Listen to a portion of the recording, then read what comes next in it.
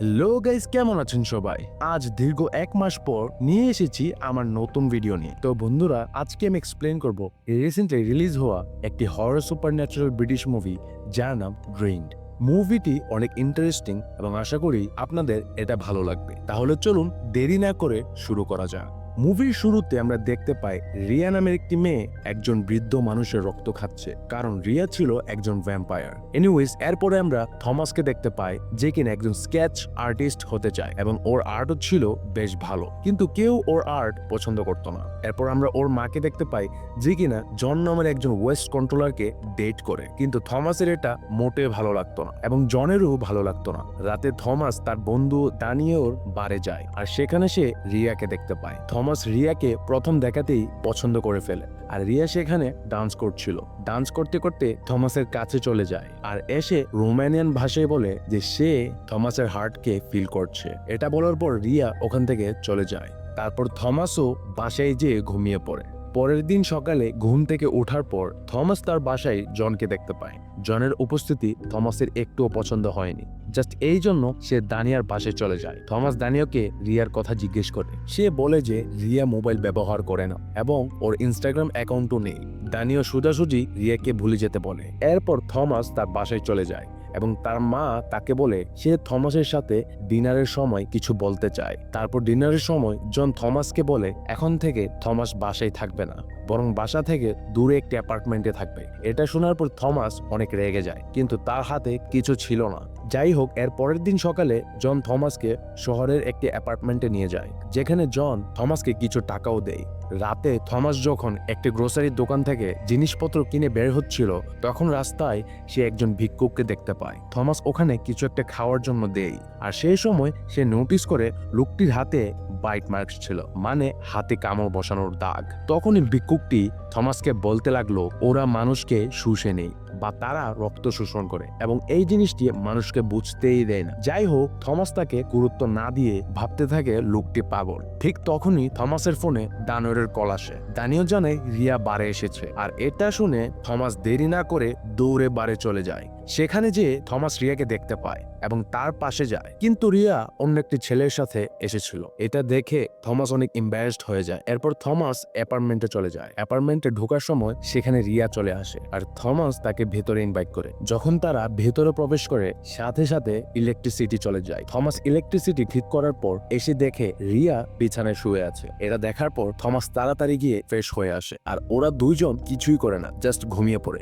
মধ্যরাতে থমাসের ঘুম ভেঙে যায় আর সে দেখতে পায় রিয়া থমাসের হাতে কামড় দিয়ে সেখান থেকে রক্ত খাচ্ছিল। এটা দেখে থমাস অনেক ভয় পেয়ে যায় এবং দৌড়ে বাথরুমে লুকিয়ে যায়। অবভিয়াসলি কোনো মেয়ে যদি মধ্যরাতে আপনার রক্ত খায় তাহলে ভয় পাওয়াটাই স্বাভাবিক। যাই হোক, রিয়া বাথরুমের বাইরে থেকে বলে যে ভয় পাওয়ার কিছু নেই এবং বাইট মার্কস তাড়াতাড়ি ঠিক হয়ে যাবে, এবং হয় ঠিক এমনটাই। রিয়া তার নাম্বার রেখে যাওয়ার কথা বলে এবং থমাস সেটাতে রাজি হয়ে যায়। এরপর রিয়া ওখান থেকে চলে যায়। তার যাওয়ার পর থমাস বাথরুম থেকে বেরিয়ে পড়ে এবং সে ঘুমিয়ে পড়ে, কারণ রক্ত খাওয়ানোর পরে সে টায়ার্ড হয়ে গিয়েছিল। পরের দিন সকালে ঘুম থেকে ওঠার পর ভেবেছিল সেও ভ্যাম্পায়ার হয়ে গিয়েছে আর সে রোদে পুড়ে মারা যাবে, কিন্তু এমন কিছুই হয়নি। রাতে সে আবার সেই গ্রোসারির দোকানে যায় আর সেখানে ক্যাশিয়ার থমাসকে বলে মনে হয় একটু ট্রেনিং হয়ে গেছে। তার মানে আমরা জানতে পারি এই শহরে সব জায়গায় ভ্যাম্পায়ার ছিল আর এটা খুবই স্বাভাবিক। যাই হোক, পরের দিন থমাসের রক্তক্ষরণের ইচ্ছা হচ্ছিল বা ব্লাড ড্রেনিং এর ইচ্ছা হচ্ছিল,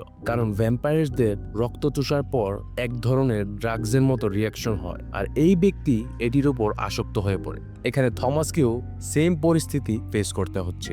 তারপর তার রক্তক্ষরণ করার প্রবণতা বেড়ে যায় আর সে রিয়াকে কল করে, কিন্তু কল একজন ভদ্র মহিলা রিসিভ করে এবং থমাস সেই মহিলাটিকে তার কথা রিয়াকে বলতে বলে। তারপর রাতে থমাস দুঃস্বপ্ন দেখে, যেখানে ওই ভিখারিকে তার হাতে কামড়ের দাগগুলো দেখায় এবং সেই ভিখারিটি বলে ওই ভ্যাম্পায়ার থমাসকে তার প্রতি এডিক্টেড বানিয়ে ফেলেছে। তারপর সেই ভিখারিটি ভ্যাম্পায়ার হয়ে যায় এবং থমাসের উপর আক্রমণ করে, কিন্তু এটা থমাসের দুঃস্বপ্ন ছিল। এরপর রিয়ার কল আসে আর থমাস তাকে বাসায় আসতে বলে। রিয়া বাসায় এসে আর এখানে ক্লিয়ারলি রিয়ার জন্য থমাস জাস্ট একটা ব্লাড ব্যাংক ছিল, কিন্তু থমাস রিয়াকে ভালোবেসে ফেলেছিল। রাতে তারা ঘুমিয়ে পড়ে। সকালে উঠে থমাস তার বডিতে কামড়ের দাগ চেক করে, কিন্তু কোথাও কোনো দাগ খুঁজে পায় না। এই জন্য থমাস মনে করে যে রিয়াও তাকে ভালোবাসে, কিন্তু এই কথাটি দ্রুত ভুল প্রমাণিত হয়, কারণ রিয়া কিছুক্ষণ পর থমাসের কাছে এসে বলে যে তার ক্ষুধা লেগেছে, আর সে আবার থমাসের রক্ত পান করতে থাকে।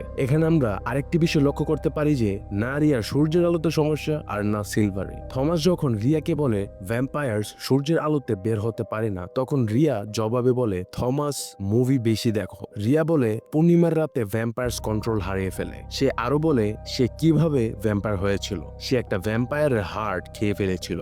এরপর রিয়া থমাসকে বাইরে নিয়ে যায় এবং ব্রেকফাস্ট করায়, আর এটা করার কারণ হলো রিয়া সকালে যে রক্ত পান করেছিল তা সে পূরণ করতে চেয়েছিল, কারণ সে থমাসের রক্তের স্বাদ আবার গ্রহণ করতে চাচ্ছিল। ফেরার পথে রিয়া বলল তার বাসায় যেতে হবে, তার ওল্ড ম্যানের কাছে, যার সাথে সে এখানে এসেছে। এই ওল্ড ম্যান আর কেউ না, মুভির শুরুতে রিয়া যার রক্ত পান করছিল সেই হচ্ছে এই ব্যক্তি। ওই ওল্ড ম্যান রিয়ার পুরনো লাভার, আর রিয়ার বয়সও কয়েকশো বছর। তারপর রিয়া সেখান থেকে চলে যায় এবং থমাসও কিছুদিন পরে একটি জব ইন্টারভিউ দিতে যায়, কিন্তু চাকরিটি পায় না। ফেরার পথে ট্রেনে থমাস তার সামনে একটি কাপল দেখতে পায় এবং মেয়েটির হাতে কামড়ের দাগ নোটিস করে। তার মানে ভ্যাম্পায়ার্স চারদিকে ছড়িয়ে আছে এবং মানুষ তাদের নিজ ইচ্ছায় ভ্যাম্পায়ার্সদের রক্ত পান করাচ্ছে। বেসিক্যালি অ্যাডিকশনের মতো, মানুষের যেমন বিভিন্ন ধরনের অ্যাডিকশন থাকে ঠিক সেভাবেই। তো বাসায় আসার পর থমাসের আবার রক্তক্ষরণের ইচ্ছা হচ্ছিল এবং সে রিয়াকে কল করে বাসায় নিয়ে আসে। রিয়ার প্রতিদিনই যখন ক্ষুধা লাগে সে ওখানে চলে আসে এবং রক্ত পান করে, আর থমাসেরও এটা খুব ভালো লাগে, কিন্তু এর কারণে থমাসের শরীর থেকে ব্লাড তাড়াতাড়ি শেষ হয়ে যাচ্ছিল এবং রিয়াও খুব বেশি রক্ত পান করছিল। থমাসের ওজনও অনেক কমে যায় এবং সে সবসময় ক্লান্ত থাকতো। এরপর রিয়া একদিন তার ওল্ড ম্যানের কাছে যেতে লাগে, আর ঠিক তখনই থমাস তাকে থামায় এবং বলে সে এখন থেকে থমাসের সাথে থাকতে পারে। তারপর তারা রিয়ার জিনিসপত্র আনতে ওল্ড ম্যানের বাসায় যায়। এখন আমরা সেই ওল্ড ম্যানকে দেখতে পাই যার অবস্থা খুবই করুণ ছিল। রিয়া ওল্ড ম্যানকে লাস্ট বারের মতো গুড বাই বলে এবং সেখান থেকে চলে যায়। কিছুদিন পর আমরা দেখতে পাই থমাস রিয়াকে নিয়ে তার মার কাছে দেখা করতে যায়। সেখানে থমাসের নাক দিয়ে রক্ত পড়া শুরু হয়, যা দেখে রিয়া নিজেকে কন্ট্রোল করতে পারছিল না, আর সে থমাসের হাতে লেগে থাকা রক্ত চাটতে শুরু করে। এটা দেখে থমাসের মা অনেক আশ্চর্য হয়ে পড়ে, আর রিয়াও সেখান থেকে উঠে বাইরে চলে যায়। থমাসের মা থমাসকে জিজ্ঞেস করে যে কি হচ্ছে এগুলো। ওই সময় রিয়া থমাসকে ওখান থেকে চলে আসতে বলে, আর থমাস রিয়াকে 1 মিনিট অপেক্ষা করতে বলে এবং তারপর সে সেখান থেকে চলে আসে। বাস স্টপে রিয়া থমাসকে বলে যে সে যেন রিয়ার বিরুদ্ধে না যায়, আর সে রোমানিয়ান ভাষায় বলে পরবর্তীতে থমাস এরকম করলে সে তার মাথা তার শরীর থেকে আলাদা করে দেবে। এটা বলার পর রিয়া ওখান থেকে চলে যায়। মূলত থমাসের ওয়েট করতে বলাটা রিয়ার পছন্দ হয়নি। তার মানে ভ্যাম্পায়াররা মানুষের সাথে বসবাস করতে শিখলেও তাদের ভেতরে আক্রমণাত্মক স্বভাবটি পরিবর্তন করতে পারেনি। তারা ভাবে মানুষ তো সহজে রক্ত দিয়ে দেয়, তাহলে মানুষকে মারার কি প্রয়োজন। থমাস দানিয়রের বারে কাজ করতে শুরু করে, কিন্তু দিন দিন তার ওজন কমে যাচ্ছিল আর সে অনেক বেশি ক্লান্ত থাকতো। এক রাতে থমাস রিয়াকে অদ্ভুত আচরণ করতে দেখতে পায়। রিয়ার জ্ঞান ফেরার পর রিয়া বলে যে তার ওল্ড ম্যান মারা গেছে, আর সে বলে সে থমাসকে ভালোবাসে না। তারপর সে সেখান থেকে চলে যায়। একদিন থমাস রিয়াকে রক্ত দিতে না করে দেয় এবং সে ওল্ড ম্যান সম্পর্কে উল্টাপাল্টা অনেক কথা বলতে থাকে, যার কারণে রিয়াও থমাসকে তার ভ্যাম্পায়ারওয়ালা ডার্ক সাইড দেখায়। তারপর সেখান থেকে চলে যায়। এরপর একদিন রাতে রিয়া দানিয়রের বারে অন্য একটি ছেলের সাথে আসে, যা দেখে থমাস ওই ছেলেটির কাছে যায় এবং মারামারি করা শুরু করে। রিয়া তখন বলে যে থমাস ওর বয়ফ্রেন্ড না, সে শুধু একটি ব্লাড ব্যাংক। এটা শোনার পর থমাস ওই ছেলেটিকে আক্রমণ করে এবং থমাস ওখানেই অজ্ঞান হয়ে মাটিতে পড়ে যায়। ডক্টর বলে থমাসের অ্যানিমিয়া অথবা রক্ত শূন্যতা ছিল এবং ব্লাড প্রেশারও হাই ছিল। এই জন্য থমাসের মা তাকে বাসায় নিয়ে আসে। পূর্ণিমার রাত আসার আর কিছুদিন বাকি ছিল, আর রিয়াও ধীরে ধীরে নিজের কন্ট্রোল হারিয়ে ফেলছিল। একদিন রাতে থমাস জনের কথায় অনেক রেগে গিয়ে মদ পান করা শুরু করে এবং ফুল ভলিউমে গান শুনতে থাকে। তারপর ওখানে জন চলে আসে এবং থমাসের কাছ থেকে মদের বোতলটি চায়, কিন্তু থমাস তাকে বোতলটি দেয়নি। তাই জন সেটা কেড়ে নেওয়ার চেষ্টা করে, কিন্তু থমাস উল্টা তার উপর বমি করে দেয় এবং অজ্ঞান হয়ে যায়। পরের দিন সকালে জন বাসা থেকে চলে যায়। যতদিন না পর্যন্ত থমাস সুস্থ হবে ততদিন পর্যন্ত জন থমাসের অ্যাপার্টমেন্টে থাকতে চলে যায়, কিন্তু সেখানে রিয়া জনকে মেরে ফেলার সম্ভাবনা ছিল। জনের জন্য থমাসের চিন্তা হচ্ছিল এবং সেও অ্যাপার্টমেন্টে চলে যায়। অ্যাপার্টমেন্টে যাওয়ার পর থমাস জনের বডিটি দেখতে পায়। জি হ্যাঁ, আর অ্যাপার্টমেন্টের বাহিরে রিয়াকে দেখতে যায় আর রিয়া থমাসের উপর আক্রমণ করে। রিয়া থমাসকে ধরে আকাশে উড়িয়ে নিয়ে যায় আর সে থমাসের ঘাড়ে কামড় বসিয়ে দেয়, কিন্তু থমাসও রিয়ার সাথে ফাইট করে আর রিয়া থমাসকে নিচে ফেলে দেয়। তারপর থমাস তাড়াতাড়ি তার বাসায় চলে যায় আর তার মাকে বলে যে রিয়া কোনো সাধারণ মানুষ নয়, বরং সে একজন ভ্যাম্পায়ার। কিন্তু তার মা এটি বিশ্বাস করছিল। ঠিক তখনই রিয়া চলে আসে এবং বাসার সব জানালা ভেঙে ফেলে। প্রথমে থমাসের মা পুলিশকে কল করে, তারপর সরাসরি ডাইনিং রুমে চলে যায় আর রিয়াকে সেখান থেকে চলে যেতে বলে। কিন্তু রিয়া এখানে থমাসের ব্রেনের ভিতরে প্রবেশ করে তাকে হার্ট করতে শুরু করে। এরপর রিয়া থমাসের মাকে ধরে নিয়ে বাইরে চলে যায় এবং উপর থেকে তাকে ফেলে দেয়। এর ফলে থমাসের মা মারা যায়। তারপর সেখানে পুলিশ আসে এবং থমাস তাদের ভ্যাম্পায়ারের কাহিনী বলে। এই জন্য পুলিশ থমাসকে মেন্টাল ইনস্টিটিউটে রেখে আসে।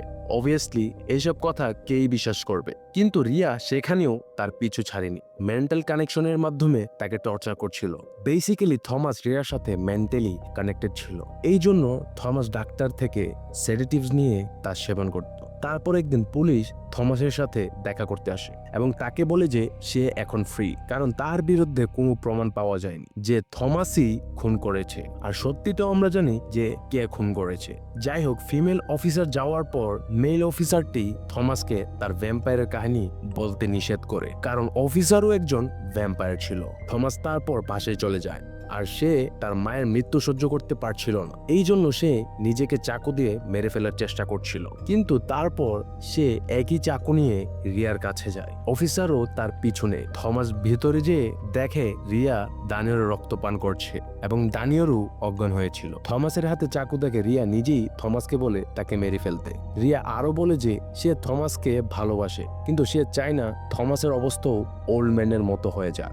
রিয়া থমাসকে আই লাভ ইউ বলে এবং তাকে মুক্তি দিতে বলে। তারপর আমরা নোটিস করি পুলিশের যে স্পেশাল টিম থমাসকে ফলো করছিল তারা ভেতরে চলে আসে। তারা নোটিস করে দানিও সেখানে ছিল এবং পাশে রিয়ার লাশ পড়েছিল। লাশটির হার্ট বের করা হয়েছিল আর সেই হার্টটি আর কেউ না বরং থমাস বের করে নিয়েছিল এবং সে সেটিকে খাচ্ছিল। আর আমরা সকলেই জানি যে রিয়া ভ্যাম্পায়ারের হার্ট খাওয়ার মাধ্যমে ভ্যাম্পায়ারে পরিণত হয়েছিল। থমাসের সাথেও ঠিক তেমনটাই ঘটে। পুলিশ যখনই থমাসকে মাটিতে শুয়ে যেতে বলে তখনই থমাস সবাইকে তার ভ্যাম্পায়ারওয়ালা রূপ দেখায় এবং জানালা ভেঙে সেখান থেকে উড়ে পালিয়ে চলে যায়। বাহিরে থাকা ভ্যাম্পায়ার অফিসার এবং তার পার্টনারও সেই সিনটিকে দেখে ফেলে। তারপর সেখানে ওই ভিক্ষুকটিও আসে যাকে আমরা মুভির শুরুতে দেখতে পেয়েছিলাম এবং সে ওই দুই পুলিশ অফিসারকে বলে যে দেখো, আবার আরেকজন ভ্যাম্পায়ার হয়ে গেল।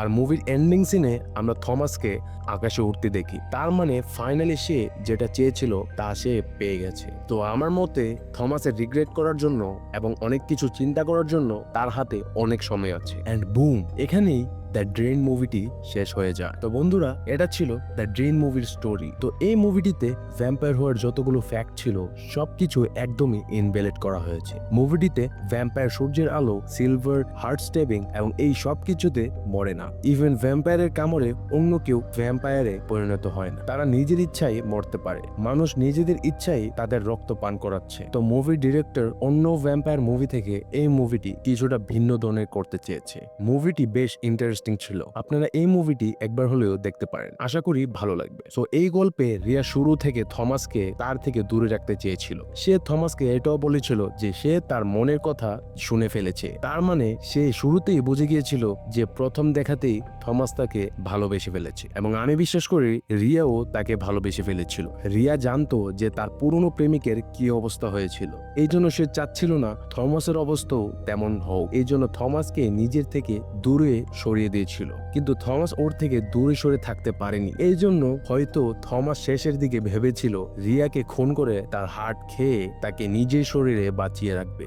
আর হ্যাঁ, এই মুভিটি শুধু ভ্যাম্পায়ারিজম ইত্যাদি নিয়ে দেখানো হয়নি। এখানে ওই সব অ্যাডিকশন সম্পর্কে বোঝানো হয়েছে যেসব থেকে মানুষ সহজে বের হয়ে আসতে পারে না এবং আত্মহত্যা করে ফেলে। আর এখানে রিয়ার মাধ্যমে সেই পরিস্থিতিটি তুলে ধরা হয়েছে। তো হে বন্ধুরা, আজকের জন্য এইটুকুই। ভিডিওটি ভালো লেগে থাকলে একটি লাইক এবং সাবস্ক্রাইব করে দেবেন। ততক্ষণ পর্যন্ত দেখা হচ্ছে নেক্সট ভিডিওতে। পিস।